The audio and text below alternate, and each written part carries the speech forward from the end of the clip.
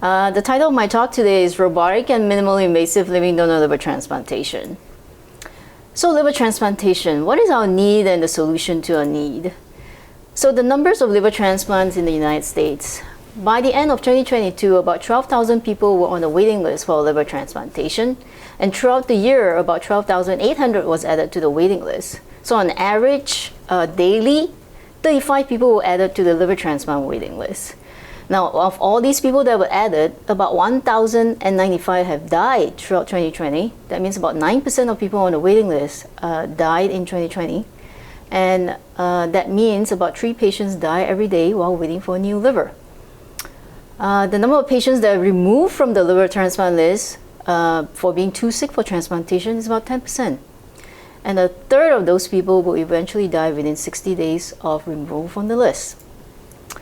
So for patients that are living in Texas, how many of them will get a new liver within a year of listing?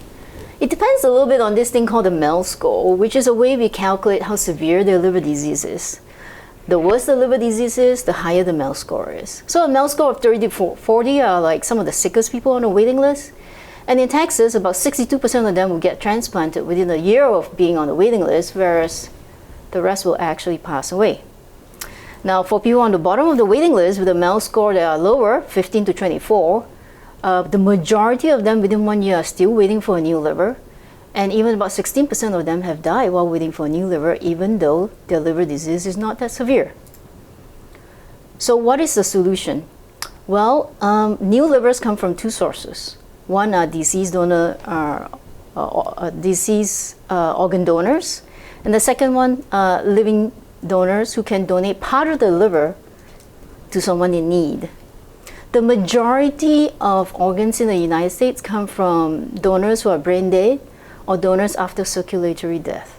And only about 5% of liver transplantations are performed from organs donated by a living donor. Most of these are from people who are related somewhat to the donor, but there are a significant number that are from patients who are not related to the recipient. So what is living donor liver transplantation?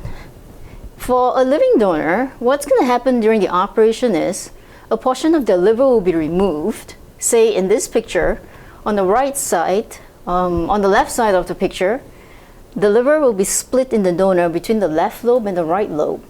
And the right lobe will then be moved to the recipient's room and be implanted into the recipient after their bad liver comes out. This is basically what living donor liver transplantation is. Living donor liver transplantation, or LDLT, is possible because the liver regenerates. And we've known this since the story of Prometheus of Greek mythology. He was punished by Zeus for giving mankind fire, and he was kept locked to the side of the mountain, and an eagle would eat his liver every day, but the liver kept regenerating at night, and he suffered there for centuries until he was freed. Scientifically, we have proven that about 1 year after donor surgery, the liver volume has regenerated to about 90 to 100% of the original volume. So the advantages of LDLT is our recipients do not have to wait until their MEL increases before receiving a transplant. It is an elective procedure. The surgery is scheduled for a time when they are sick enough to justify transplantation, yet in the best possible clinical condition. The living donor undergoes a thorough and full evaluation, and the cold ischemia time, which is the time between when the liver comes out, is put on ice and flushed with preservation fluid, and when the liver is sewn in, is very short. Therefore, there are very, very little degradation of liver cells due to the short time on ice. Disadvantages of LDLT, well, of course, the donor has to undergo major surgery, which is of no physical benefit to themselves, and all the attendant requirements of major surgery, including a recovery period, loss of income, scar from incisions, and there are risks associated with living donor surgery, including but not limited to bleeding, bile leak from the cut surface of the liver, bile duct injury to the remnant of the liver that stays behind, infection either in the abdomen, the wound, lung, urine, etc., thromboembolic disease, which is DVTs in the feeder or PEs, and inadequate liver regeneration leading to insufficient liver function. Well, I can tell you that in the world, the powerhouses of living donor liver transplants are in Asia, particularly South Korea, India, China, Japan, and Saudi Arabia. Whereas in the West, only about 5 to 10% of liver transplantations are performed with an organ donated by a living donor. But we do know that LDLT decreases waitlist mortality both in the US and Canada. It offers transplants to patients in very low MEL states, and it improves survival compared to deceased donor liver transplant for some of our patients. So who is the living donor? Well, a living donor is a healthy individual who is willing to accept risk in order to save a life.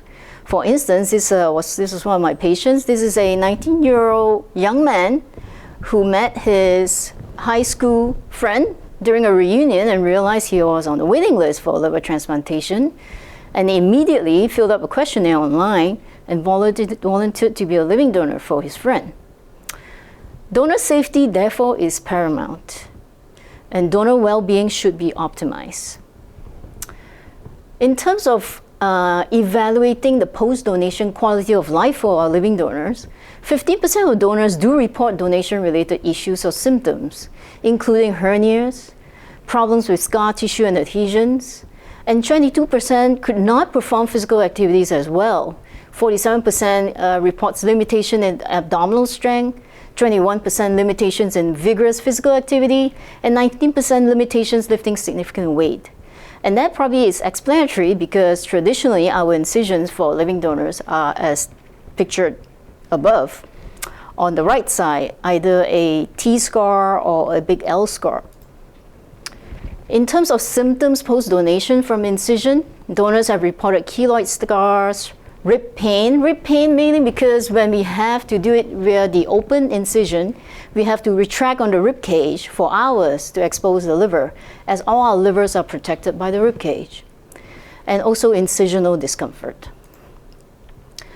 So in order to try and improve these symptoms that are reported by donors post-donation, we have gone from a maximally invasive approach to donor hepatectomy to an upper midline incision, which is what we currently do for our open procedures, and then to laparoscopic or robotic surgery, which I will detail coming up.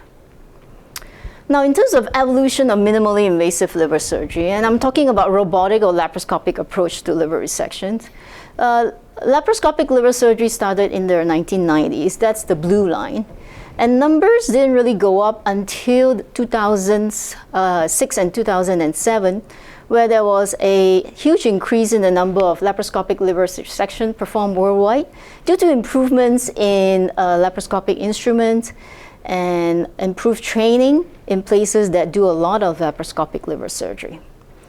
Whereas robotic liver surgery only started in the 2000s, probably with the second generation of the Da Vinci robot, but over the last 5 to 10 years, those numbers have exploded as well. So the first laparoscopic donor was a relative that donated their left lateral segment, which is part of the left lobe, to their child, and that was reported in 2002 in France. And it was performed by Dr. Chokhi, who is a very famous laparoscopic liver surgeon. He reported 2 cases. The duration of the operation was 7 to 6 hours, but there were no complications. As you can see, the incisions are very small. The graft was extracted using a Fenner steel incision just above the pelvis. The first laparoscopic hybrid donor right lobe was performed in 2007, 2008. Now, right lobe donations are more technically challenging than left lobe donations because the right lobe is bigger. And it was reported again by our colleagues in Chicago and also in South Korea. And what they did was they performed part of the procedure laparoscopically and only made a slightly bigger incision in order to help with parenchymal transection and then removal of graft. The first totally laparoscopic donor right hepatectomy was reported in 2012 by Dr. Soubrain in France. The duration of operation was 8 hours and there were no complications. Again, 4 small tiny incisions followed by an extraction wound just above the pelvis in the suprapubic area. This first series of laparoscopic donor right lobes was reported after the invention of the 3-dimensional laparoscopic camera in 2015. And the benefit of this camera is that it could also be articulated, so you could see over the dome of the liver or around the hilum to get a better view of the structures that you need to be preserved and dissected.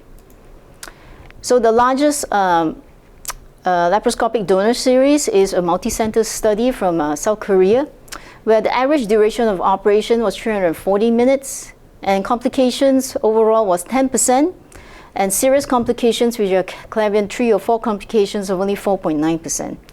These are much better than open results previously reported. And in looking at the recipient 3-year survival, it was 86.7%, which is excellent. Now, when it comes to robotic living donor liver surgery, as I said, the robotic evolution started much later than the laparoscopic evolution. But in 2012, Dr. Giulianotti in Chicago reported the first robotic right donor hepatectomy in the world. The duration of operation was 8 hours. The EBL was very low, 350 mils. There were no intraoperative complications. However, 6 months post-operatively, the donor actually had portal vein stenosis, which had to be treated with interventional radiology dilatation.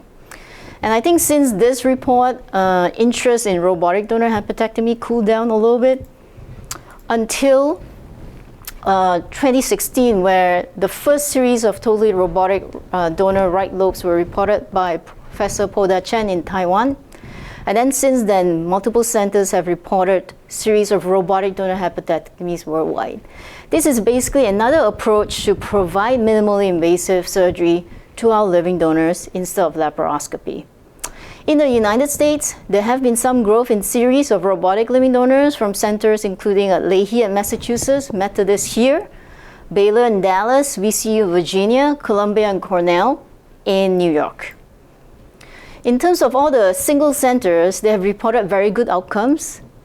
Of course, these will be highly selected patients performed by highly skilled and trained surgeons, and the outcomes are better, if not equivalent, to previous open donor outcomes. This is the largest single center series, and this is the largest center of robotic donor hepatectomy in the world. It is in Saudi Arabia, and they reported 501 cases. They've done over 1,000 now with very, very low morbidity rates. This is a study that compared open versus laparoscopic versus robotic donor hepatectomies by our friends in Korea. They compared 52 robotic versus 62 open versus 118 laparoscopic cases with PSM. And overall complications for robotic hepatectomy showed no difference between the 3 approaches, and serious complications also revealed no difference between the 3 approaches. Now, the learning curve for laparoscopic donor hepatectomy has been shown by our Korean colleagues as to be around 60 cases, which is meant to say that after you have done about 60 cases, then you can achieve a comfort level with the procedure where your times and complications actually go down for this specific procedure. We recently got a paper accepted to Liver Transplantation Journal. This is a multi-center trial between us and our Korean colleagues, and we studied the learning curve for robotic living donor hepatectomy using a standardized technique. So this is our operating room setup and port placement for robotic donor hepatectomy. The robot ports are arranged usually at the level of the umbilicus. There are 2 laparoscopic ports, and the extraction is again through a suprapubic fenestrial incision. And this is our standardized technique where we organize the operation into structured steps, and the steps are consistently performed in a similar manner. The first step is falciform dissection, where the liver is freed up from the diaphragm at the top. Second is the hilar dissection, where we have to isolate the right hepatic artery and the right portal vein. Step 3 is a retrohepatic dissection where the liver is then mobilized from the diaphragmatic and posterior abdominal attachments. Step 4 is demarcation between the right lobe and the left lobe using ICG enhancement. You can see the bright area is the left lobe, and the right lobe is not being enhanced because I've clamped the right hepatic artery and right portal vein. And this is where we're going to split the liver between the right and the left in the parenchymal transection. Parenchymal transection is where we split the liver, and this is done without any inflow or outflow control for donor hepatectomy because we want to preserve blood flow both to the remnant and the graft that is to be donated. Once most of the parenchymal transection is done, step 6 is bile duct division because the right hepatic duct has to be transected as it will be anastomosed to the recipient. And then once everything is done, the graft is procured. Now, we presented this technique at various societies, including ILTS, SAGES, and IHPBA. So in looking at our demographic data, what stands out, of course, is that our patients are very different compared to South Korean patients. Our patients are larger with a higher BMI and a higher weight. Most of our patients had alcohol or autoimmune disorders as etiology of the liver disease, whereas it is hepatitis B in Korea. In terms of right lobe graft, because of the difference in size of the donors, the grafts are different. Our grafts are much bigger than Korean grafts, about 857 versus 749. In terms of perioperative data, we had slightly higher EBL compared to our Korean colleagues, but our average EBL was only 286, which is very acceptable for donor hepatectomy. Warm ischemia time was short in both centers. And most of our patients would tolerate a regular diet by post-op day 2 to 3. In terms of complications, overall risk of complications was 23.3%, and there was no difference in the rate of complications between us and our Korean centers. And that is the same for Clavin 3 or more serious complications. And in looking at the learning curve for robotic donor hepatectomy, Center 1, which is our Korean colleagues, analysis showed that they took 17 cases to achieve their learning curve, and whereas for us, this was analysis of our first 15 cases, we appeared to achieve the learning curve after about 9 cases. So that was much better than the laparoscopic learning curve, which was reported to take about 60 cases. So we started the Transplant HPB robotic program at Houston Methodist in 2023, and we increased the number of robotic liver and pancreas resection and transplant procedures from 8% to 61% in 1 year. From January 2023 to June 2024, our surgeons have performed 500 plus total and 300 plus HPB procedures, and the Methodist program has performed almost 150 total robotic procedures, of which 78 are major HPB procedures.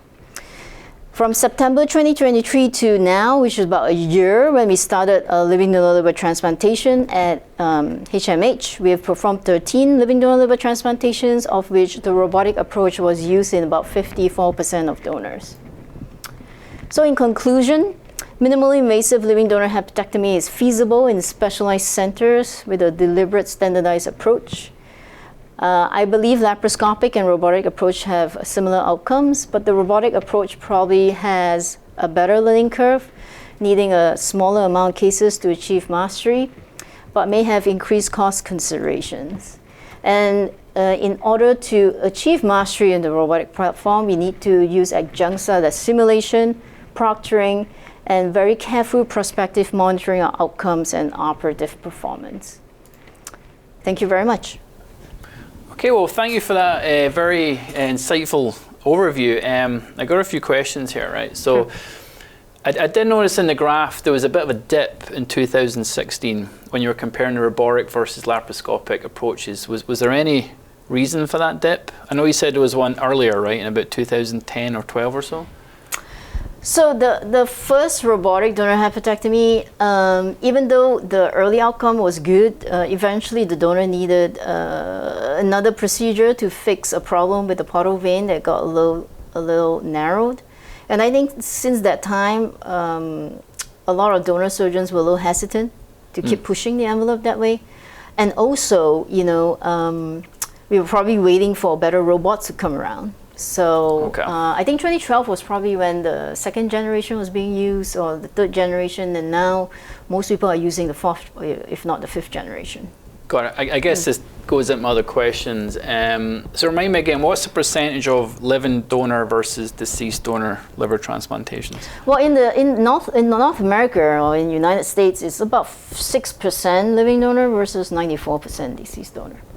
So my question is going like, how can that needle be shifted? How can we get more living donors? Is it a matter of education? Like maybe someone's out there and they actually want to donate, but they just don't even know this program exists. So what are the main bottlenecks? I think you're right, because as you know, compared to kidney donation, which is very much well known, everyone knows you can donate one kidney because you have two kidneys, right? So that's pretty acceptable, and you know, people are relatively educated about that, but not many people know that you can actually split the liver into two and donate half of it, and both halves will actually grow back into a whole liver. Do you think there's ever a day where the majority of liver transplants are done with living donor? I don't think there's a need to in this country, to be honest. Okay. There's definitely a need in Asia, where 90% of their liver transplantations are done from living donation, because culturally they're they don't favor deceased donation. But in the United States, you know, we should push both deceased donation and living donation, because there's just too many people on the waiting list, and there's too many people who get too sick or die while waiting for a new organ. Got it. And I know it's a small percentage, but are you saying that the living donor program, the outcomes are better? So the better if it's living donor? It's a little bit of comparing apples and oranges, because living donors generally donate to people on the bottom half of the waiting list, so they're not like the sickest people that we have in our surgical liver ICU here. People that we have in our surgical liver ICU who's on multiple medications, intubated, has renal failure, they need a full liver, you know. But people on the waiting list who probably never reach the top but still need a liver transplant because they're not working, they're confused half the time, they have ascites that's collecting in the belly every week that needs to be drained, and the MEL score just doesn't go up. Those people can be saved by a living donor. Got it. And I think you said it takes about 60 cases before you're very confident and comfortable where you can start decreasing the time of the surgery, etc. Do you want to give a few comments on what current methods are used to train the surgeons? Are they cadaver models? Are they simulation, like digital simulation models, or is it a synthetic kind of cadaver model or benchtop? I think the 60 cases are for laparoscopic donor hepatectomies, and that is a very